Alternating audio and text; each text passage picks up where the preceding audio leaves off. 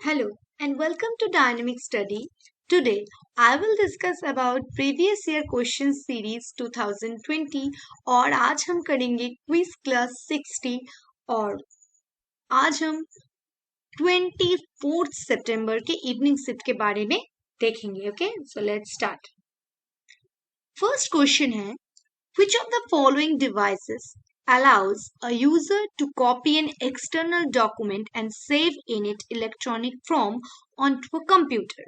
इनमें से कौन सा चीज है जो डिवाइसेस है, कौन सा चीज है जो एक्सटर्नल डॉक्यूमेंट को क्या करता है, अलाउ करता है कि वो एक्सटर्नल को कॉपी करके इलेक्ट्रॉनिक फॉर्म में कंप्यूटर में से ऐड किया जाएगा. इनमें से कौन सा चीज है जो एक्सटर्नल डॉक्यूमेंट को कॉपी करके इलेक्ट्रॉनिक फॉर्म में या कंप्यूटर में रख देते हैं? स्पैमर.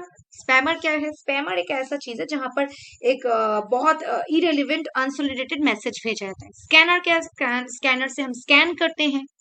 प्रिंटर से क्या करते हैं? प्रिंट करते हैं. और प्लॉटर है एक कंप्यूटर हार्डवेयर डिवाइस जिससे कि हम प्रिंटिंग करते हैं, ग्राफिक्स के काम करते हैं. तो स्कैनर में क्या करते हैं? हम स्कैन करके उसे सेव कर लेते हैं. क्यों? ये एक्सटर्नल डॉक्यूमेंट एक बुक है, उसका पिक्चर उठा के हमने स्कैन कर दिया. ओके, सो दो स्कैनर है वो करेक्ट आंसर है. नेक्स्ट देखते हैं.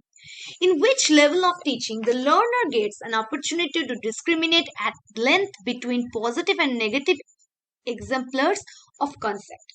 इनमें से कौन से लेवल में एक स्टूडेंट है जो इन विच लेवल टीचिंग मतलब कौन से लेवल के पढ़ाने पर स्टूडेंट के पास अपॉर्चुनिटी रहती है कि वो दो पॉजिटिव और नेगेटिव एग्जाम्पल्स हो या चीजें हैं उनमें जो अंतर करना सीखे. कौन से लेवल पे वो सीखता है दो चीजों में अंतर करना? मेमोरी लेवल में क्या करते हैं? वो रट्टा मारते. अंडरस्टैंडिंग लेवल में वो अंडरस्टैंड करते हैं, समझते हैं. रिफ्लेक्टिव लेवल में वो रिफ्लेक्ट करते हैं चीजों को. ऑटोनमस डेवलपमेंट लेवल में वो ऑटोनमस अपने आप सीखने की कोशिश करती है, अपने आप सीखने की चाहत रखती है और कोशिश भी करते हैं.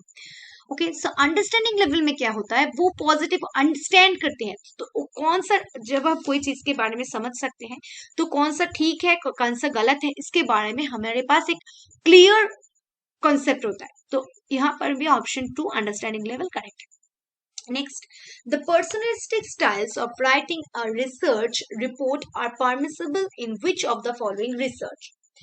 इनमें से कौन सा पर्सनलिस्टिक स्टाइल्स ऑफ राइटिंग है जो एक रिसर्चर रिपोर्ट में, मतलब एक रिसर्चर जब रिपोर्ट लिखता है, ओके, सो कौन से स्टाइल्स वो अपने रिसर्च में फॉलो करता है? फर्स्ट है ग्राउंडेड थ्योरी रिसर्च, जो ग्राउंडेड, जो हम देख कर लिखते हैं ग्राउंड में जाकर.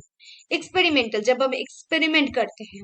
Okay, participation observation research, participation जो लोग करते हैं उनको ऑब्जर्व करते हैं. Historical research and case study research, जहां पर हम केस को स्टडी करते हैं. पर्सनलिस्टिक मतलब व्यक्तिगत, जब हम रिसर्च रिपोर्ट लिखते हैं तब हम जब व्यक्तिगत स्टाइल्स यूज करते हैं, किसी व्यक्ति के ऊपर काम करते हैं, तब कौन से थ्योरी हमने यूज करते हैं. ग्राउंडेड मतलब ग्राउंड में जाकर जब हम देखते हैं, तो ये तो करेक्ट है. एक्सपेरिमेंटल में हम पॉज इफेक्ट देखते हैं, तो यहाँ पर नहीं है. पार्टिसिपेशन ऑब्जर्व भी करते हैं, हम लोगों के पर्सनल व्यक्ति को ऑब्जर्व करते हैं. हिस्टोरिकल में पुराने बुक्स रिव्यू करते हैं. केस स्टडी में भी हम केस को स्टडी करते हैं, व्यक्ति को या कुछ चीजों को स्टडी करते हैं. तो ठीक है, तो 1, 3 and 5, 1, 3 and 5 मतलब डी जो है वो करेक्ट आंसर है. नेक्स्ट क्वेश्चन है, which of the following will be called behavioral rather than attitude and belief related competencies for becoming effective teacher? इनमें से कौन सा चीजें हैं जो, इनमें से कौन सी चीजें हैं जो एक बिहेवियरल एटीट्यूड है, rather than एक बिहेवियरल चीजें हैं जो कॉम्पिटेंसेस करता है इफेक्टिव टीचिंग के लिए. इफेक्टिव टीचिंग के लिए वो चीजें बहुत इंपॉर्टेंट है. इनमें से कौन सा चीजें हैं जो एक टीचर को इफेक्टिव टीचर बनाता है बिहेवियरली? ओके, बिहेवियरल मॉडिफिकेशन के थ्रू टीचर का जब इफेक्टिवनेस होता है उसे हम कहते हैं. फर्स्ट है लोकस ऑफ कंट्रोल, उसका जो कंट्रोल है, फोकस है वो. सेकेंड है कम्युनिकेटिंग, उसका जो कम्युनिकेशन करने का तरीका. नेक्स्ट है मैनेजिंग एंड मॉनिटरिंग, मैनेज करना और मॉनिटर करना. नेक्स्ट है टीचर एंथुसियाज्म, टीचर का जो पढ़ाने का इच्छा है वो, या इवैल्यूएटिंग एंड प्रोवाइडिंग फीडबैक, उन्हें स्टूडेंट को इवैल्यूएट करना एंड फीडबैक देना। इनमें से कौन सी चीजें बिहेवियर के साथ, behaviour rather than attitude, behaviour के साथ ज्यादा टीचर के रिलेटेड है, जो बिहेवियरल चीजें एक टीचर को इफेक्टिव टीचर बनाते हैं, तो कौन से हैं? एक कम्युनिकेशन अगर टीचर अच्छा करे तो बिहेवियर के साथ वो अच्छे होंगे और टीचर इफेक्टिव भी होंगे टीचिंग। अगर हम क्लास को मैनेज करें और मॉनिटर करें बहुत अच्छे से तो भी हो सकता है। नेक्स्ट है जो इवैल्यूएटिंग, हम अगर क्लास में इवैल्यूएट करें, उनको एक फीडबैक दे तो भी अच्छा हो सकता है। सो 2, 3 एंड 5 मतलब सी जो है वो करेक्ट आंसर है। Okay next, a college teacher plans a research program in which he or she intends to improve the socio-emotional aspect of his or her classroom climate during teaching. एक college teacher है जो एक research programme organise करना चाहते हैं, वहां पर वो देखना चाहते हैं कि जो सोशियो इमोशनल, सामाजिक और इमोशनल एस्पेक्ट है उनके क्लास में, क्लासरूम के जो क्लाइमेट है उसको इम्पैक्ट करने के लिए, उसे चेंज करने के लिए, उसे इम्प्रूव करने के लिए कौन सा रिसर्च मेथड बहुत अप्रोप्रिएट होगा। मतलब एक टीचर है वो चाहती है कि उनका क्लासरूम का जो इमोशनल सोशो एस्पेक्ट है वो बहुत अच्छे से इम्पैक्टफुल हो। सो कौन सा टेक्निक उसे यूज करना चाहिए यहाँ पर? एक्सपेरिमेंटल, जहां पर हम एक्सपेरिमेंट करेंगे। डिस्क्रिप्टिव, बहुत डिस्क्राइब के थ्रू लिखेंगे। हिस्टोरिकल, हिस्टोरिकल जो बुक्स है प्रीवियस वो, या एक्शन रिसर्च जिसे हम इम्प्लीमेंट करें। ऑब्वियसली एक्शन रिसर्च, क्योंकि वहां पर हम किसी चीज को एक्शन में ला रहे हैं, एक्ट कर रहे हैं। So action research is the right answer. 4।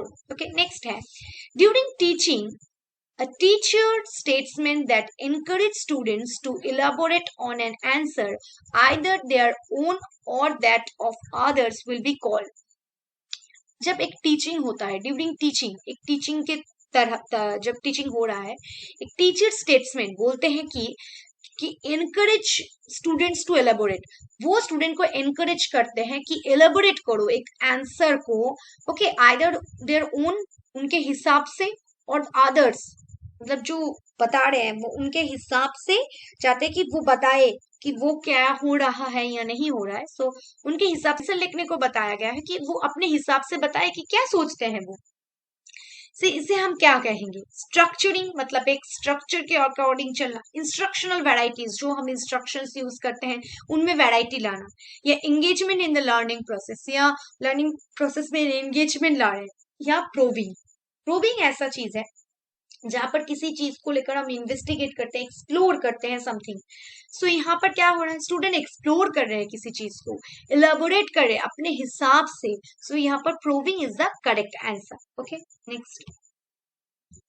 Next question है which of the following steps in research are least vulnerable to research ethics. इनमें से कौन सा चीजें हैं जो रिसर्च एथिक के साथ बहुत कम जाते हैं, बहुत लीस्ट वल्नरेबल, वो बहुत ज्यादा वल्नरेबल नहीं है रिसर्च एथिक्स के साथ।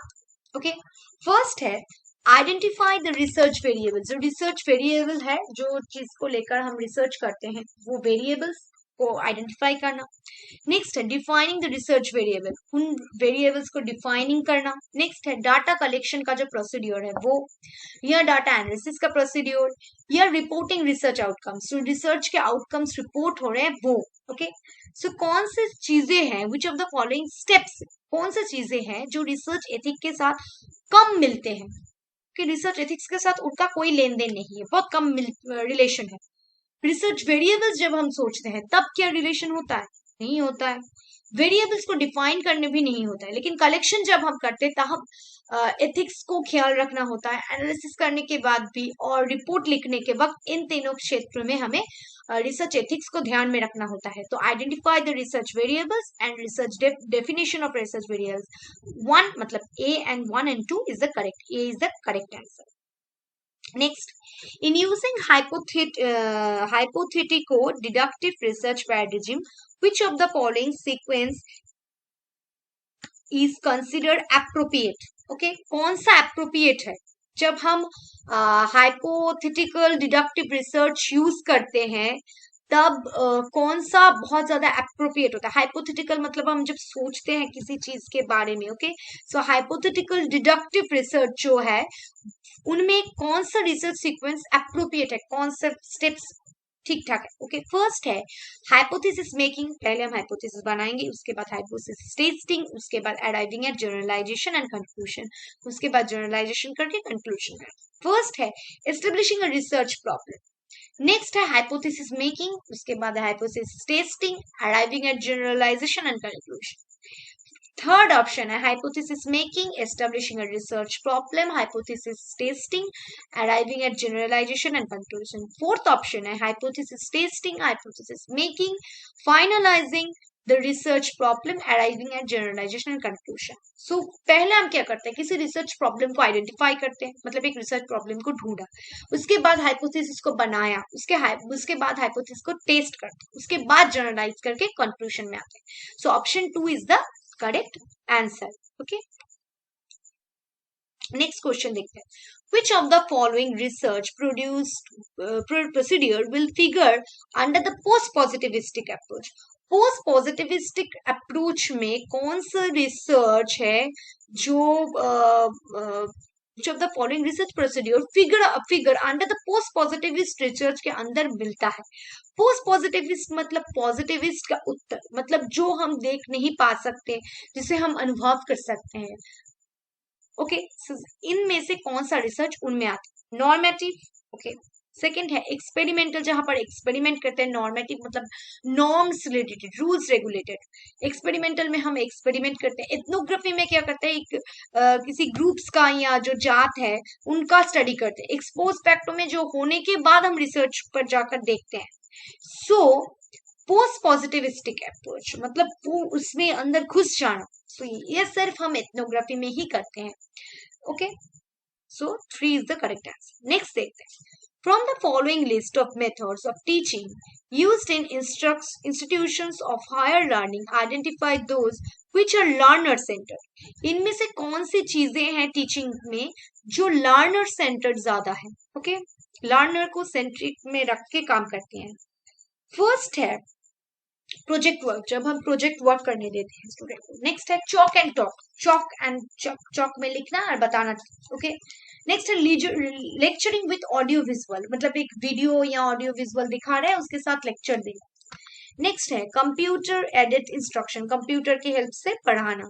नेक्स्ट है स्टिमुलेशन एंड रोल प्लेइंग, एक कहानी बताना और उनमें उनको रोल दे देना। ओके, सो इनमें से कौन सा ज्यादा लर्नर सेंट्रिक है? जब हम प्रोजेक्ट वर्क करने देते हैं सिर्फ लर्नर, तब क्या होता है, प्रोजेक्ट टीचर के पसंद की होनी चाहिए। अब चेक करते हैं, चॉक एंड टॉक तो कभी भी नहीं, ऑडियो विजुअल लेक्चरिंग भी नहीं। जब हम कंप्यूटर एडिट मतलब स्टूडेंट के पास कंप्यूटर है, वो अपने आप सर्च करके सीख रहा है। नेक्स्ट है स्टिमुलेशन एंड रोल प्लेइंग, जब वो कहानी सुन के उसके हिसाब से रोल को एडेप्ट करके वो उसे याद रखता है या जानता है। सो 4 and 5 मतलब जो 2 है वो correct answer, B is the right answer. That's the 10 questions. Thank you.